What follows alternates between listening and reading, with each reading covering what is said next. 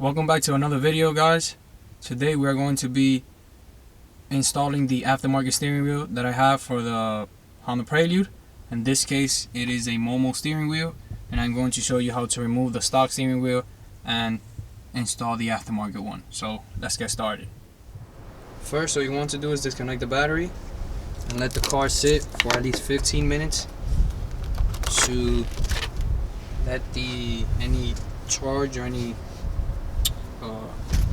charge going through the system to completely discharge, and that way you don't accidentally deploy the airbag. Okay, after you wait for the power in the system to completely discharge, what you want to do is go to the side of the steering wheel where this tab is. You can literally open it up with your fingernails. Then what you want to do is pull this back. You can slowly take it out. It has like a clip in the back, so that's what's holding it on. And what you are going to find is that the steering wheel has these torque bolts. I mean, not the steering wheel, the airbag. So this is a T30 torque bolt. Now what you are going to do is unscrew the one on the right side and do the same thing for the left side. So the left side has this one right here. You have to pull this apart, and then you can see there's another torque T30 bolt there. So you are going to first remove both of those.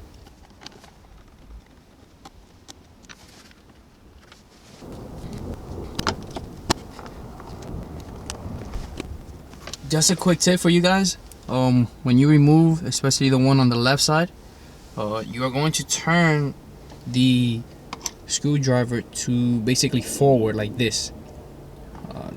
Obviously going counterclockwise is what's going to loosen the bolt, and then clockwise tightens it, but sometimes it's a little bit confusing. So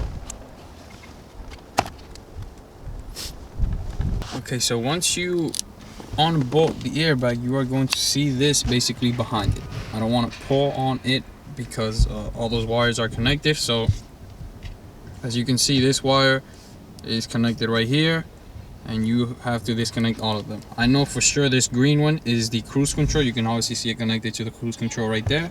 So you are going to disconnect that. Basically just push down on the tab, and you can see it comes up. What you also want to do, it has like the wires are like tucked in these little plastic brackets. So you want to pull them out, because when you pull the steering wheel off, it's either gonna pull it out abruptly and probably break the wire. So you want to do that yourself carefully. Once you do that, one of these for sure is the horn button. I will explain that later, a little bit later on in the video, which one is the horn button. But as you can see, you just have to press down on all these clips and remove all of them.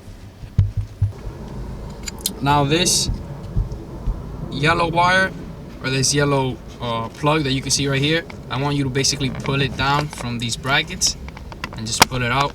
It's gonna give you a little bit more room to remove it. Be careful obviously not to break this bracket itself, be careful not to break this plastic bracket itself, so that it can hold it once you reinstall it. But as you can see, that was holding a lot of tension on the airbag, and most of the tension already was released. So the airbag is resting on my lap, and that way you get more room to remove the other plugs.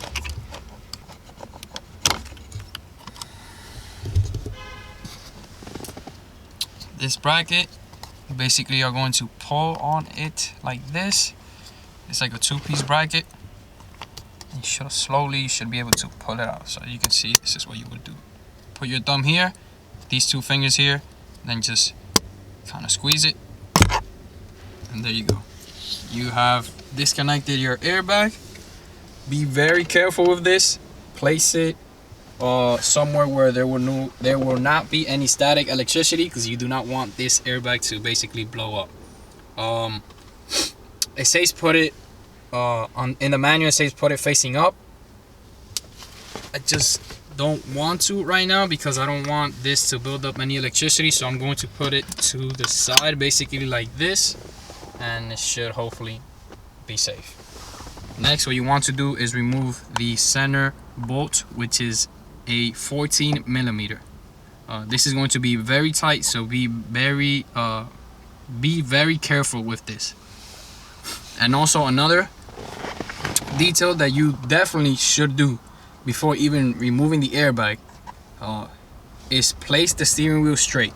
So make sure the steering wheel is very straight, because once you remove the steering wheel and place and install the aftermarket one, then you might need an alignment because your wheels are not aligned with your steering correctly with your steering wheel. So if you place it one spline basically over to the right, then you're gonna have to realign it. It might not be the biggest deal, but in order for you to prevent that and save money, just make sure your steering wheel is straight.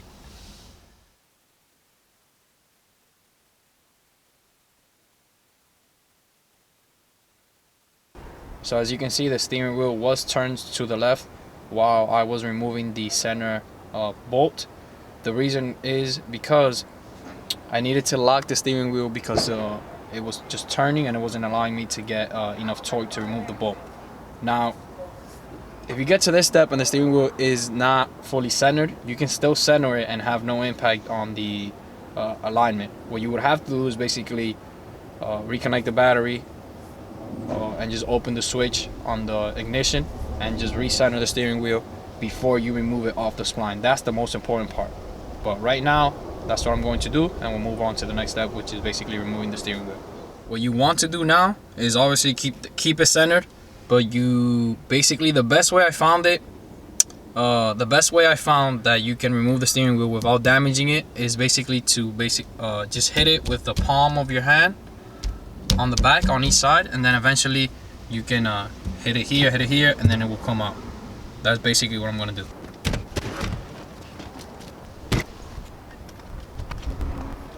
This is a Momo deep dish steering wheel, and as you can see, it has the yellow racing stripe. This is basically what we're going to install on the car. There's a lot of other components, but we're going to start with this first.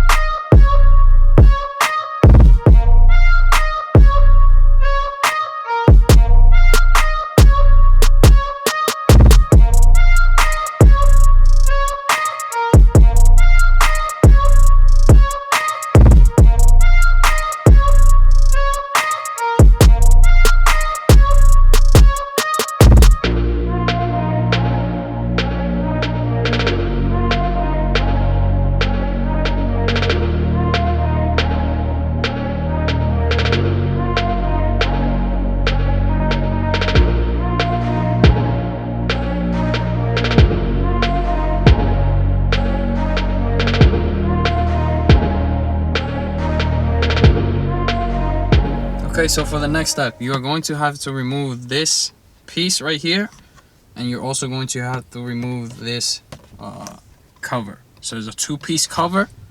There is a bolt, a screw in here. So as you can see, there's one in there. Then there is two at the bottom, one here, one here. There is another one right above the keyhole right there. And then there is another one that is all the way at the bottom, which is right there. This one. So it's 4 screws in total. It's just a Phillips head screw. And then what you would do is carefully prop this up and basically split this cover in two. So this side came off first. I'm doing the right side, and then I should be able to disconnect this, which is the next step. The reason why you want to take this cover off is because to get this off, you would have to remove the 4 Phillips head screws that are there. So there's one here, there's one out here, there's another one, as you can see right there. So in total, there were actually 4 bolts. There was one right there at the keyhole. There was this one. There was this one, which is basically the one that was holding this part. The one at the keyhole holds this. And this one that's on this side, on the left side, it holds basically this part, but obviously to the left side of this. So they all bolt down. So there was 4 screws that you needed to remove. Phillips head screws. After that, you're able to remove the cover, and once you remove the cover, then you are able to remove the 3 Phillips head screws that are here that hold this. You can now remove this, at least off of that, and what you are going to do is disconnect this. So as you can see, there's a clip here and there's also a clip here. You are going to disconnect those clips to remove this. So the best way to remove this bottom clip is basically remove it from here, from this connector. Okay, so this is basically like the same yellow connector that we removed when removing the airbag. It's basically the same concept. You would just pull on this and then it would release this connector from down here, from below, and then you would just have this wire, as you can see, like that. Okay, so basically I have 2 parts that do the same exact job. We have this part and then we have this option. So both options do the same thing, but the only thing would be that this one would have a more OEM finish, in the sense that it would cover the space in between this cover here for the steering wheel, and it would make it look more flush. Now, if you want, you can go for the short race hub, and you would basically just bolt it in place, and then once you do that, you would basically just adapt the quick release adapter from NRG, and then you would basically, it comes in 2 parts. So it comes basically like this. This part goes into here. This is how it comes in the box. But if you remove this and you just use this part, press it like if you were to like release it, and then you would put it on the steering wheel, you can hear that it clicks into place. But if you don't want that, and you don't want this thing back here, obviously the cover is going to be covering the bottom, but as you can see, there's space in between this cover and this, so it wouldn't look flush. There's 2 options. There's that option and the other one, so it's up to you guys which one you would like. I like both of them, but just for the OEM finish that I'm personally going after, I'm going to be using this one, and I believe this one lets you use the horn as well. I don't think the short one allows you to use the horn, or you have to wire it in from another direction, I believe.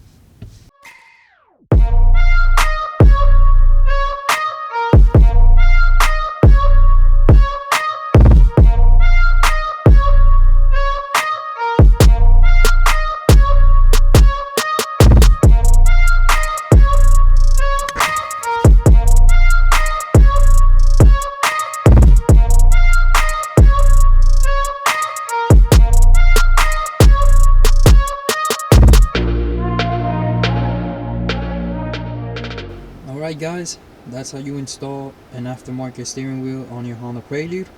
I know in this video I did not get to explain how to connect the horn, but I will create a YouTube short explaining how to do that, which will be a separate video. Thank you guys for watching. If you have any questions, feel free to leave them in the comments below. Also remember that every single product used in the video is listed in the description below. Thank you guys for watching, and I'll see you guys next time.